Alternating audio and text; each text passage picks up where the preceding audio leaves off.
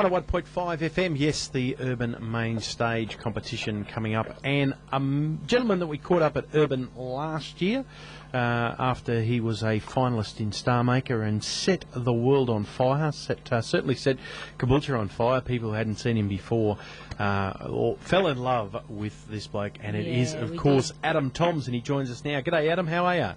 I'm good, guys. How are you? Really well, mate. How's it all going?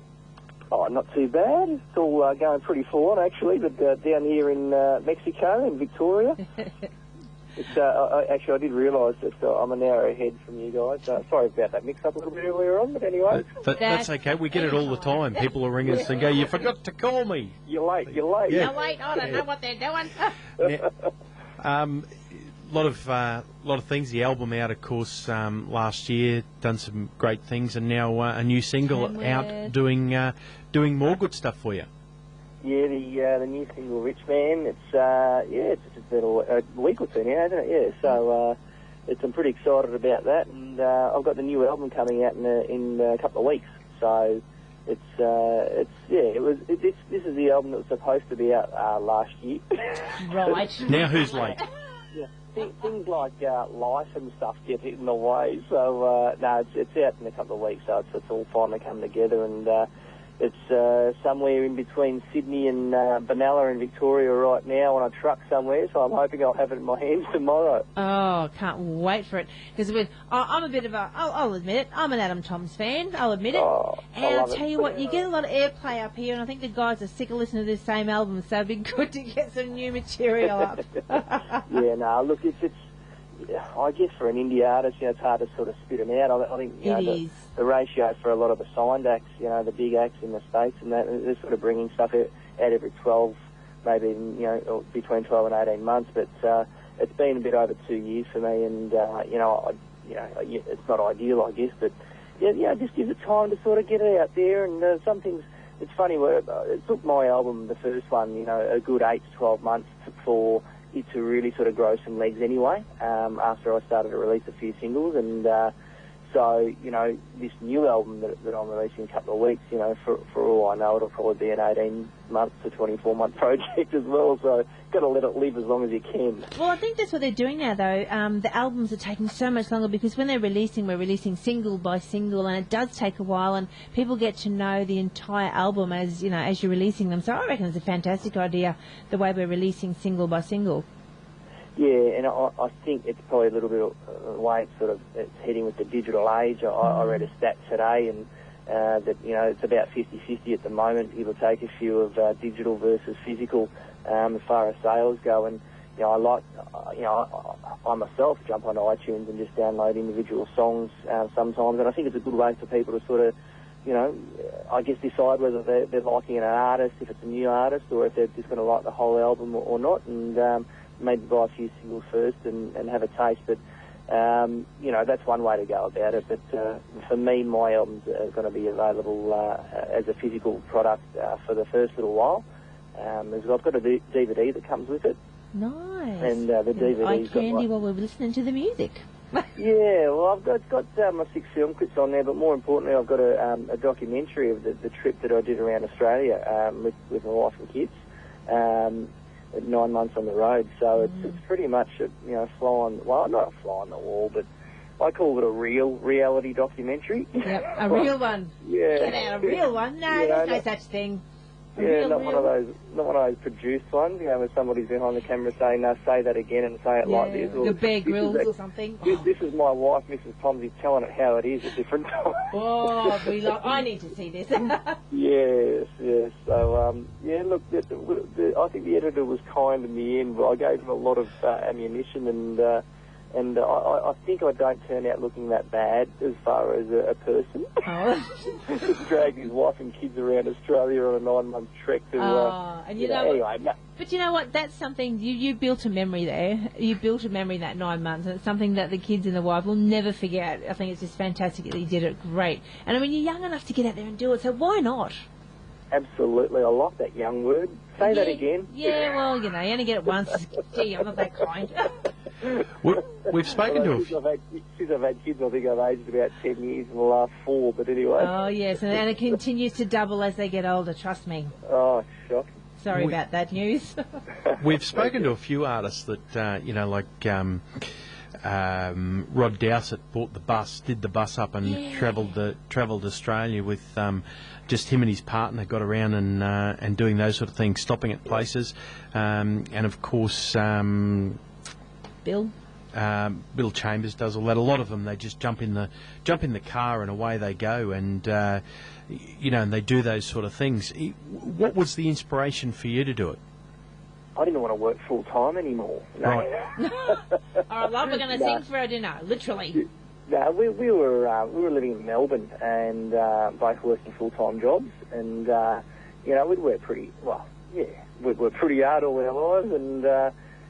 I guess got to the point where I was always doing music as a bit of a part-time hobby, and here I was trying to I guess, compete probably is a wrong word, but in some ways it's right, but I was trying to mix it with the big guys, and but I wasn't available. I wasn't able to just drop everything and go and do a little mini tour or gigs in different states and things like that, because I was tied to a full-time job. So I just thought, I hit that sort of mid-30s, and I thought, you know what, I've got to give this a crack.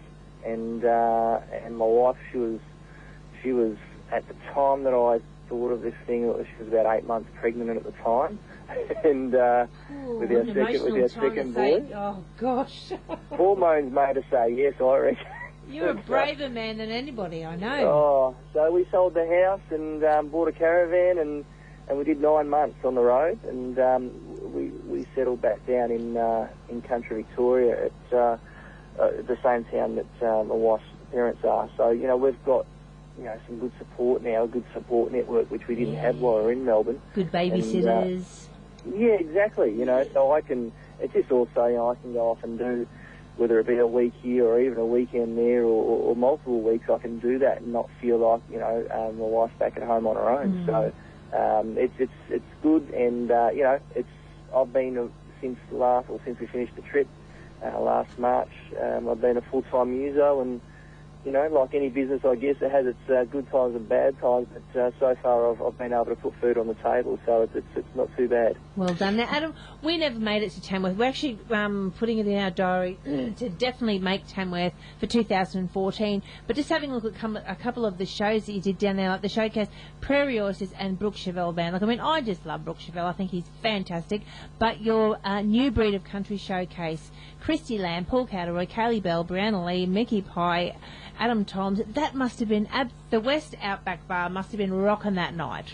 It wasn't a bad little lineup, is it? Oh, come on. Yeah. I actually, I put the show together, and I asked a few people to jump on, and I actually made a bit of a crack on the night, but the only reason why I got everyone else involved is because it would have been pretty boring with 2.5 hours of me, and nobody would have come. I would have been there. But no, it was great, just a great bunch of talent, and those are the sorts of shows that I like. And I think from a punter's point of view, it's good to see a bit of variety as well. You see a lot of artists doing it now, the bigger guys. I actually think on the weekend, last weekend, went and saw Adam Brand and Becky Cole, and they had Travis Collins with them, with Nat Cornell as well. So, there's these, I guess, multi-bill tours that are happening around, and it just gives the punters a bit of value for money, I think. It does. It also, from we've spoken to a few of them that put the show together, it also gives them an opportunity of, Travis Collins is certainly one of Australia's best lead guitarists, as well as being a talent in his own right. So it gives them the opportunity to use musos as well as, for their backing band, if that's what they choose to do as well. Yeah, exactly. Yeah, everyone's looking for ways to still put on a great show, and at the same time, you don't really want to blow huge budgets and walk away in the red all the time either, but sometimes from my point of view, from an up and coming point of view, it's all about getting out there. So we look at all, I look at all different opportunities. I've got an opportunity next weekend on McAllister Kemper down here in Victoria doing a couple of gigs, and Chelsea Basham's on that show, and I've been given the opportunity to play 15 minutes before at the start of the night for both of those shows. So I just jump at that, and that's just a great opportunity to get in front of a great crowd. And I obviously with my new album, I've got there's 2 songs on there that I wrote with Troy and 2 that I wrote with Drew. And Drew McAllis actually wrote my current single "Rich Man" with Tamara Stewart. So this is the first song that I've released that I haven't had a hand in writing. So it's a little bit scary for me, but at the same time, when Drew and I how it all came about was we had a day of writing a couple of songs together, and we were just chewing the fat. We were just talking about life in general, and we were still on our trip around Australia at the time, and I was just talking about how we were doing the whole thing with the caravan and the adventure and all that sort of thing, and how we weren't living rich by any means, but we were having the trip of a lifetime. And he said, "Have a listen to this song." And you've gone, yeah, it's not bad. Yeah, I went, oh wow, that pretty much sums up me at the moment, and I know that it's something, a song and a subject that relates to a lot of people, being rich or feeling rich, but without the money, and it's look, money's a lovely thing. Don't get me wrong. When you've got it, it's great. But for most of us, it's not around at the best of times when you need it, and but things can still be good. And I guess it's all about the people around you. Money can't buy you happiness, and it can only rent it for a little while. Well, it can rent it. It can sort of help things here and there. It can buy a smile on your wife's face if you're in the bad books. But no, it's only a true married man can say that. Yeah, absolutely. Yeah, it's amazing what something shiny can do. Yeah, you're not wrong. Well, wasn't it Becky had the shiny thing song? Yeah, she loved shiny Becky things. and Lynn Botel wrote that song. Yeah. Well, Adam, sorry. Thanks so much for joining us again. So, ladies and gentlemen, Adam Thomas is here with us again on 101.5. Adam, we're going to catch up with you again, hopefully not too in the far distant future. Fantastic. Thanks for having me on. Yeah, well, hope everything goes well with this one. I love this song. I can't wait. Make sure that I'm on that list. I need to get that new album so our listeners don't get sick and tired of the old one. I can mix it up a bit this way. All right. You might receive something in the mail next week. I've just seen a special little list, so... sounds like a good idea to me. Okay, well, here we go right now. Thanks again, Adam. Here's Adam Toms with Rich Man, and following Adam, we have Nick Irby back in the chair. Thanks, Adam.